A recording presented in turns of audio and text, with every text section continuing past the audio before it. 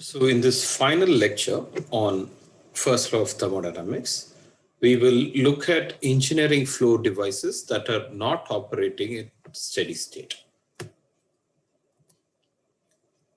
So we have spent a lot of time in generalizing first law of thermodynamics for a variety of systems. In the last few lectures, we were looking at flow systems.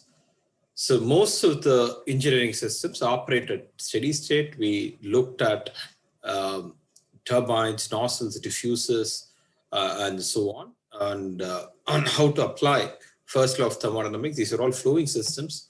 How to apply first law to the analysis of these kinds of systems. There are some systems which do not operate at steady state. So we will look at their analysis in this lecture.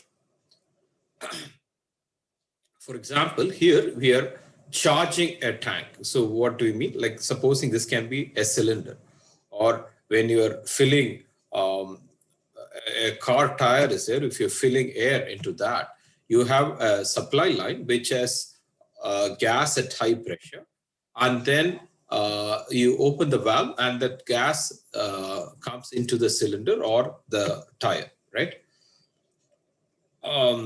And so on. Okay, so what is the main difference between steady state and unsteady state?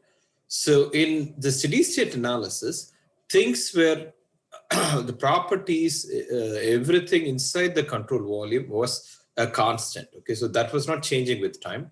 So what we try to account for is what is coming in. We try to bookkeep what is coming in to what is getting out, right? So that's the balance we made. We were not too much worried about what is happening inside the control volume. Okay, so in the steady state analysis, the control volume was not changing in size or shape. The boundary work was zero, and things were not accumulating at steady state. So not much of focus was on the control volume itself. But that's not the case when you are looking at unsteady state system. Okay, things are going to be changing at in these cases. The amount of material inside the control volume is changing, energy is changing, and so on. So this is the other extreme, right? So in a closed system,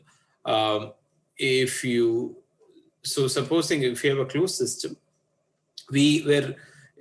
so there's nothing that is coming in and going out. Okay, that's the way we started with our first law, right? Then we incorporated flow systems, and then we analyzed them at steady state. Then we are finally at this point where there is a flow system, but things are not at steady state. So whatever is accumulated inside the control volume, let's say this is the mass, final mass. So you're typically in these cases, we are looking at some finite time interval, right? So this is, let's say, the final mass, and this is the initial mass in the control volume. That accumulation occurred because of the difference between inlet and outlet. Okay, so in this case, there's only inlet, there's no outlet. There can be a variety of effects. For example, there can be electrical work, shaft work that can be that contribute to the work to the control volume, and typically even though the volume of the control volume, even if it doesn't significantly change, it is always the case that the boundary wall moves. Okay, so because of this boundary, there can be boundary work also. So in this case, there are three kinds of work. There can be electrical work, there can be shaft work. Because of the moving boundary, there can be boundary work too. So all these things are flow systems that are not operating at steady state. Okay, there are, even though these are not typical engineering systems, you do see these kinds of systems, and you should know how to be analyzing that.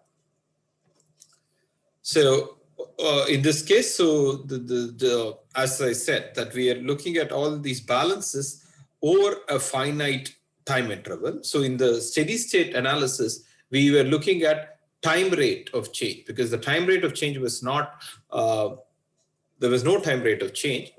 With respect to time, the change was 0. So we were looking at rate of enthalpy input and rate of enthalpy output from the system.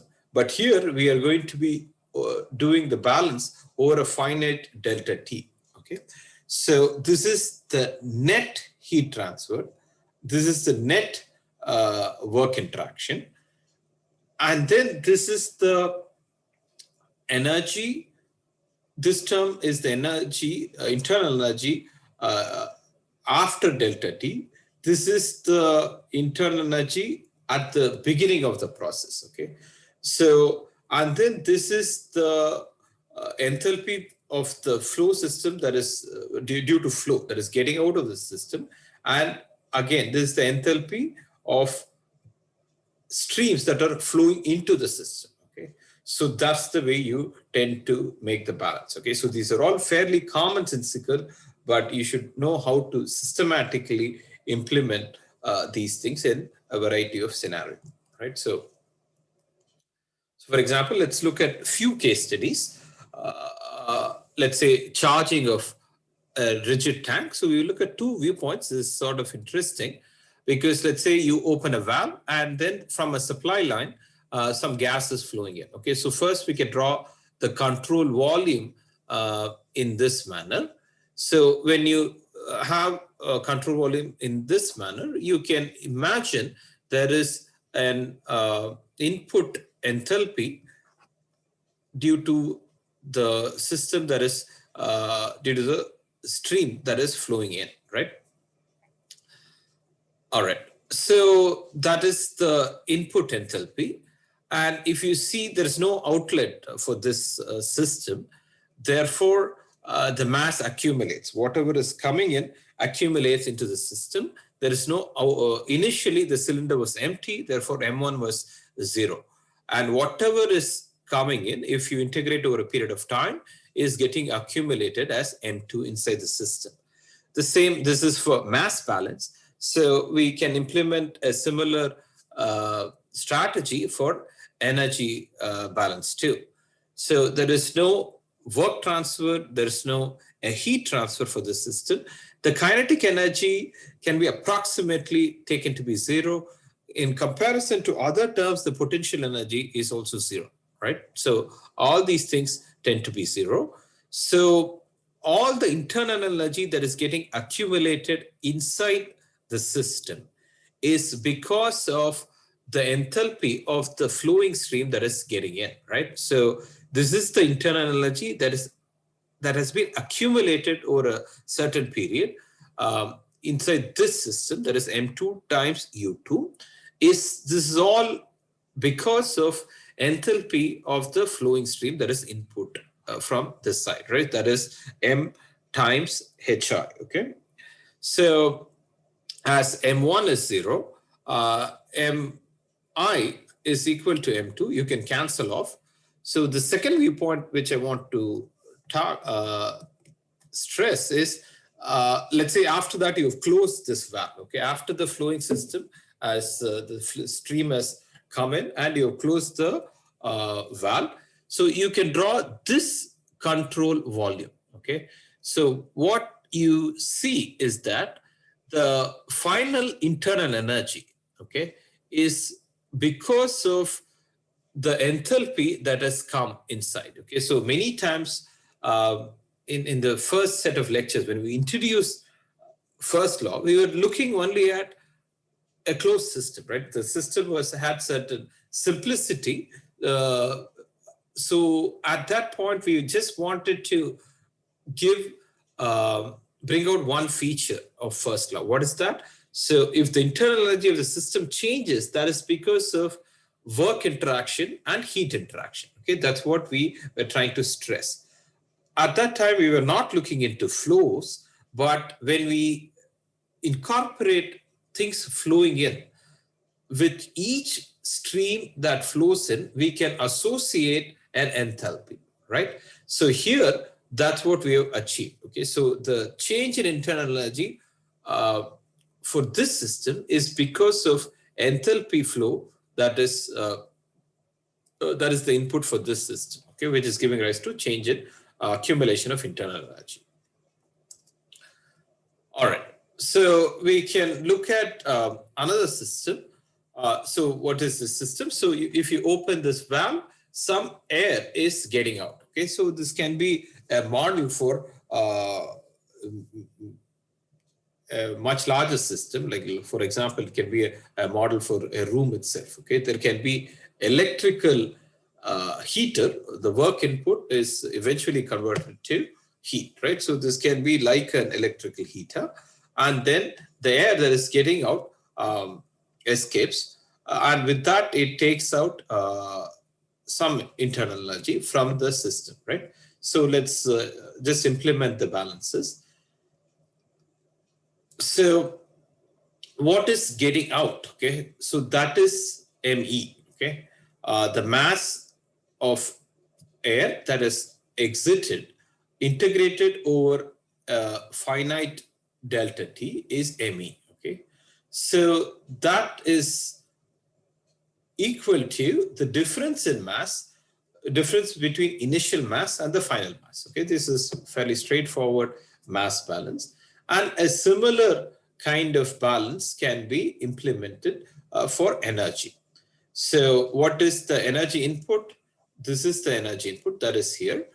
And how is some part of energy is being lost because of mass of air, which is me, that is taking out enthalpy He. Okay, this He is the energy per unit mass of